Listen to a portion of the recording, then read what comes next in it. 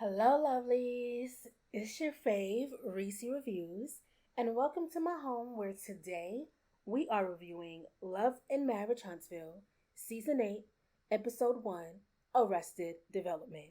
Let's just get right on into it. So, the show starts off with Martell's mugshot. We are in for a crazy season. They go on to explain that he was arrested, and we see scenes of Stormy and her husband Courtney commentating. So Stormy basically was asking what the charge meant. According to reports, Martell Holt was charged with domestic violence in the third degree for harassing communications. Courtney was saying that he received a phone charge, which is different from domestic violence. After that, Stormy kind of, put it to him like, well, what if he really meant to cause her harm? And then she asked, so you just feel like Melody's trying to be vindictive? To where Courtney said, that's exactly what it is. And this is while the camera actually pans to Melody in her confessional, where she's being mic'd up and smiling. I'm going to need for people to see the charge, Google the charge, and read what it means. Even though he didn't go upside her head with his hands, it was still a form of domestic violence, all right? So let's get into the rest. Stormy then said, so you don't think he had a temper in Houston? And that's where we see some clips of Martell season 7 screaming at the top of his lungs in regards to Melody's infidelity during their marriage. Then it kind of pans over and we see a few more clips of happier times where Martell is stating that he feels embarrassed that they both cannot control themselves and he feels like it has to come to an end because they have 4 kids and they'll be in each other's lives forever. This is all before the sign of Love and Marriage Huntsville comes up on the screen. All I have to say about that is yes, lack of self-control is definitely a cause for concern and disaster in the situation. But anyway, let's continue. We now get an aerial view of Melody's home where she's speaking with her security team. So Mel feels like since Martell's arrest, she has to beef up her security since she's not really too sure of what Martell's actions are going to be. Her security explains how they'll ensure the safety of her and her children, who will stay with her every other week. Melody feels like Martell is unraveling and unhinged. And now we pan over to Martell and his mother, Marlene. Honestly, Martell's body language is very telling. He's expressing with a huge grin on his face that he cannot wrap his head around being charged for a text message that he sent Melody in August of 2022. Mama Marlene doesn't understand why Mel would have him arrested for a text message. Mama Marlene, you gotta stop. You just gotta stop. I'm on the side of right. 2 things can be true at the same time. And I'll get to that part. So Marlene thinks that Mel should be a woman and handle her ish. And that's exactly what Mel did. She handled it in the way that she saw fit. It's really the coddling for me at this point. Like, Mama Marlene, please. The coddling, you gotta stop it. Martell says his messages was to stop bullying him. But he failed to include the other messages and threats made that actually warranted the charges he received. Mama Marlene wants to know why Mel keeps bothering Martell. I'm gonna need some behind the scenes tea on what's going on the back end because, to be honest with you, it seems like Martell's side is loud and wrong. And it seems like Mel's side, if they're doing anything, is moving in silence. So we now pan to Mel's kitchen, where we see her brother Marcus, who has made breakfast. Marcus came in to check on her since she didn't answer her phone. She starts fixing herself a plate while explaining from her point of view what made her press charges on Martell and why she made the decision to press charges in the first place. She stated that since August, Martell had a warrant, but she didn't want to call and have him arrested. She actually waited until he was arrested organically, and she's not aware of how the arrest happened and states when it did happen, no one from Martell's side, not even the kids, called her.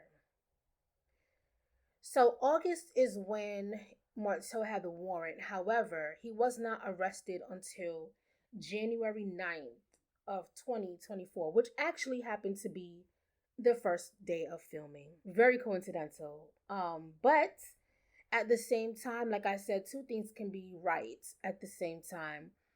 I get not wanting to say, oh, he's right here, come get him.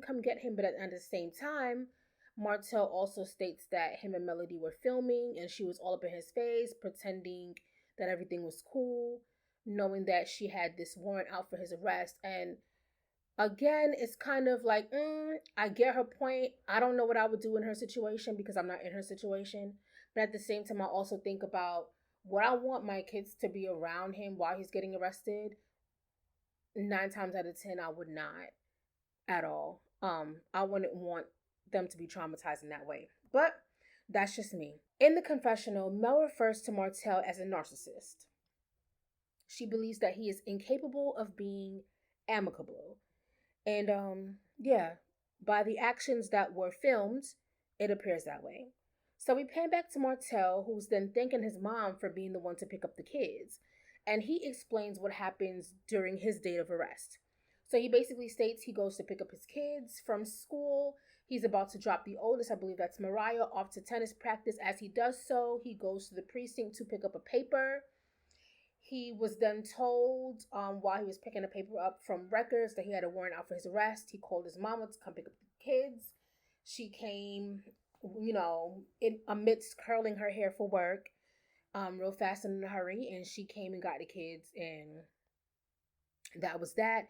His young daughter, I believe he said his young daughter Malia was asking like what was wrong because she could sense something was wrong, and he said he just got to go talk to the people, and he turned himself in. Marlene states that this is heartbreaking due to the kids having to see it, and I agree with that statement. I do believe that it's terrible for children to have to witness their parent going into the precinct to turn themselves in.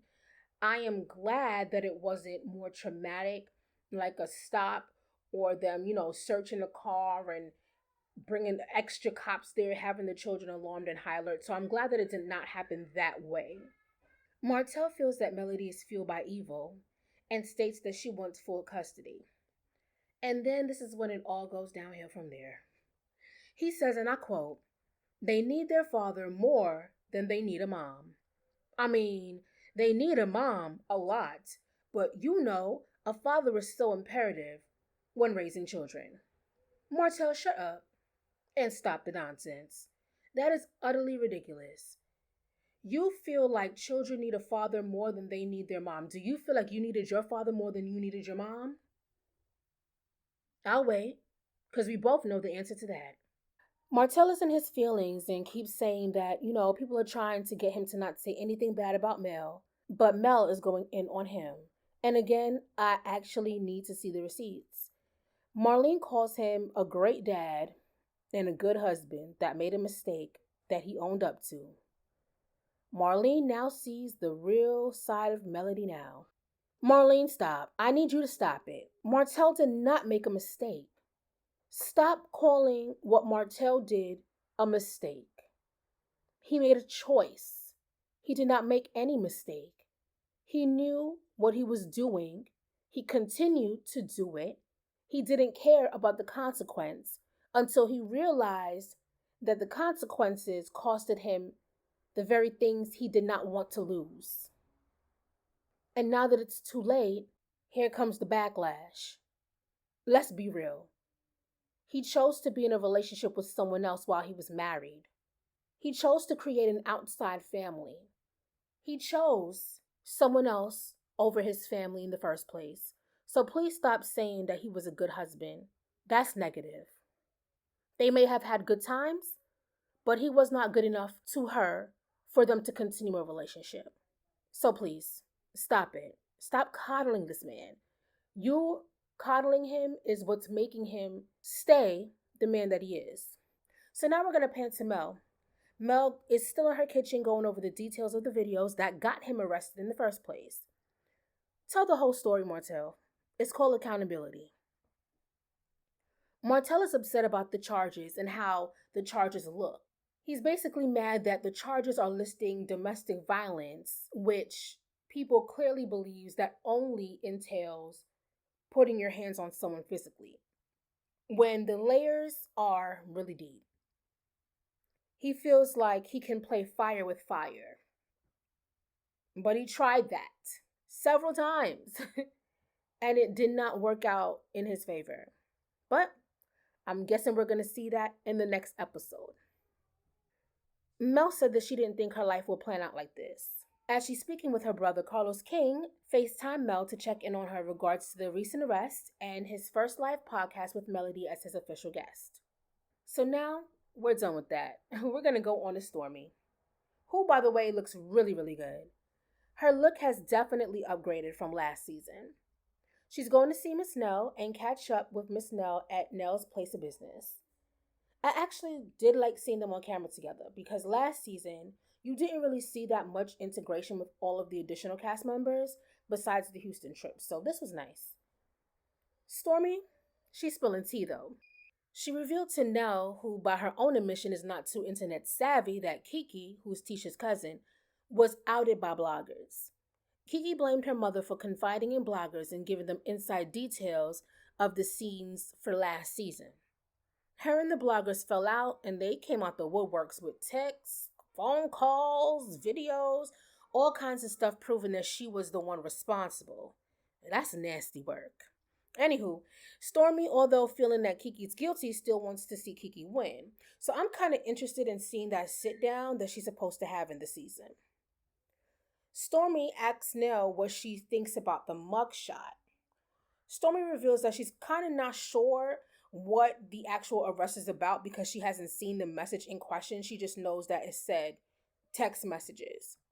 So Nell stated that she had not spoken to Mel about it, but she doesn't agree that Martell should have went to jail. Stormy asks her why, and Nell just states that he shouldn't be arrested if the issue could be resolved. She also stated something about Martell being an African American man and black men, and she doesn't agree with the jail. However, she did say in the confessional that we can say what we would do until we're actually in the situation. So until then, you can't really say what you actually would do or wouldn't do in the actual situation. Honestly, I don't agree with what Nell said in regards to a black man being arrested. I feel like if you do the crime, you got to pay the time. It doesn't really matter about your race when it comes to violence. And that's just that on that. I feel like if the issue could have been resolved amicably, then yeah, he wouldn't be in jail. But again, like she said, you really wouldn't know what you would or wouldn't do unless you're in this situation. So Nell asked Stormy if she would be going to the live podcast with Carlos King. Stormy said that she did buy tickets and her grandmother has something the same day, so she's going to try to attend both if possible. Nell, on the other hand, said the tickets sold out so fast, she didn't get to get one. I don't know how I feel about that. I feel like if Nell made enough effort or she really wanted to attend, she would have been there. That's just my opinion. Maybe I could be wrong. So anyway, Stormy came with the tea again and asked Nell what she thought about the ex-producer of Destiny's, Sonny, who Stormy recalls was kind of sisterly to Destiny and saw their friendship firsthand. But the whole time, Sonny wanted Destiny's man. Nell said that Destiny went with Sonny to see Moses in St. Louis. Nell states that she actually saw the interactions on FaceTime between Destiny and Moses, so she was kind of taken aback. But she also says a man can only do what a woman allows, so Nell finds what happened between Sonny, Destiny, and Moses to be very distasteful. Now we see the return of Destiny. She goes on down to Tisha's Airbnb, and it's nice. I actually really, really, really love the aesthetic of her Airbnb. She says, wait till we see the actual house. Girl, we've been waiting. So Destiny refers to the news as a gut punch, finding out about the marriage of Sonny and Moses on the blogs. She tells Tisha that she feels like her and Sonny were too close for this situation to happen. And she refers to messages about, I love you, sis, and I miss you from Sonny. Destiny said that Sonny actually told her that she thought that her and Moses were cousins because they kept running into each other around family. Yeah, I don't know about that. So Tisha said that this is shady and that Sunny is a breaking girl code. Destiny feel like she was single white femaled by Sunny. She had no convo with Moses. And 15 years of friendship and slash relationship didn't mean anything to him at all because he never contacted her about the situation. He left it for Sunny to do. She said she got a text message from Sunny asking to talk. She asked her what happened. She told her that, her and Moses started dating and it's getting serious. And she said, "Oh, your cousin, ew, what? That's so shady." Blocked her. So yeah, she left the on red and blocked Shorty. So that's the end of that. Tisha did state that she felt like eventually Sunny's gonna have to confront Moses about what goes on. She also said in her confessional, you can't help who you love, but you can help who you entertain. And in the previews, basically, Sunny said that they weren't really friends. Me personally, once I know that this person that I know, even if we're not friends, I know you, and I know that that's your man, that was your man, is your man, sneaky linking, whatever you guys are doing. Once I know who you are, I'm not talking to that man. I don't want any association with any man, any female that I know has been with. And that's just me personally. I think it's gross. I just don't want to, every time I look at you, I know you from old girl. Nah, that's too messy for me. So anyways, they also speak about the podcast. So now they're mentioning Carlos King's podcast that he's going to have. And they mention the millimeters and the raindrops. Tisha says she's not going. She was not invited, and she doesn't want to be around the millimeters because they're a group of evil, middle-aged women who are miserable in life. Destiny interjects saying that no, she believes that they're older than middle age. She then states, "I've never seen such a toxic group of people. I feel like it's a group of broken women. The people that have critical thinking skills would not go on the internet and comment how they do." So the podcast is basically a hell no for Destiny and a no for Tisha. And then they cheers to Destiny's winning season. In response to their comments on the millimeters, I'm going to be very honest. I feel like you can't really box every single person in the same group. There are some people who are millimeters or who consider themselves millimeters that are not old, and that are not bitter, but they support Mel.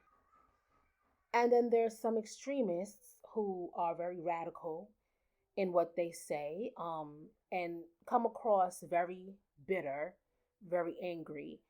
There's a lot of people who take it to the extent of cursing people out, wishing harm on people.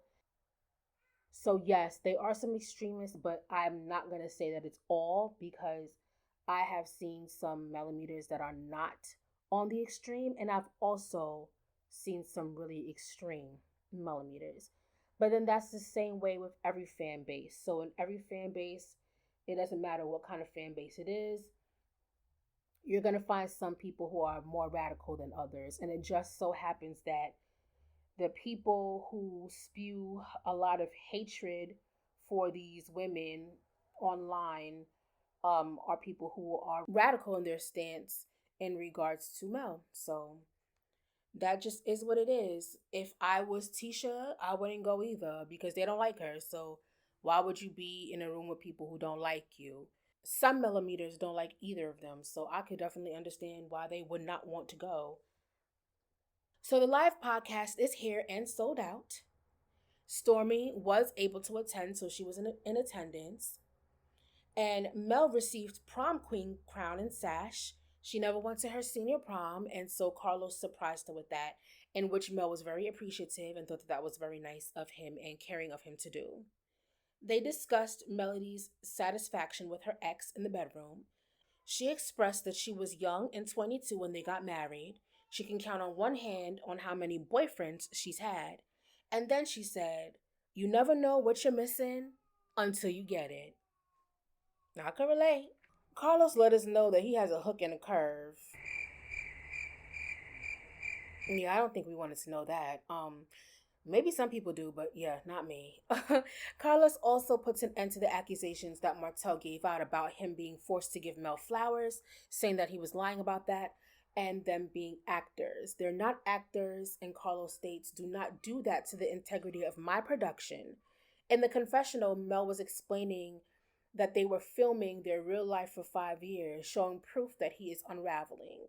They did speak on his arrest, and the crowd participation was participating, honey. They were interjecting like crazy. They cheered when he announced that Martell was arrested. Carlos chose his podcast to be the intro to Sonny and Moses on the show. It's safe to say Mel didn't see that coming because her facial expression clearly showed that she was kind of shocked that they were there. Stormy in the confessional said that it was very messy, but she's also intrigued on getting the tea from the horse's mouth. So yeah. His introduction was, one of my producers married Destiny's man. Let's bring them out. Like they were on an episode of Maury or on an episode of Jerry Springer. Nasty work.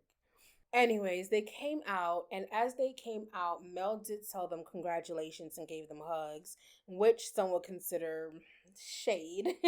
And as Carlos starts to talk about Sonny being Destiny's producer, someone in the audience screams, "She crossed the line!" And then it said to be continued. Overall, this episode was pretty good. I'm definitely excited to see what's going to happen in the next episode. I'm definitely going to make sure that I put out some more content. I actually want to review the confessional outfits. I feel like that would be pretty cool to review the confessional outfits that everyone wore. There were some people missing from this episode. We did not see Marceau. We did not see Maurice. We did not see Kimmy. And we were not introduced to the other two new cast members. So we didn't see them. So I'm pretty sure we'll probably see them next episode. But I'm still going to do my review for confessional looks since I have seen everyone's confessional look, I believe. Oh yeah, we did not see Nell's husband either. Destiny did an interview with Dustin Ross, so I definitely will be reviewing that as well. So make sure that you like, comment, and subscribe. Let's keep connected with each other. And make sure that you follow me on my social media. Information will be listed down below. And I hope to see you in the next video. Till next time, bye.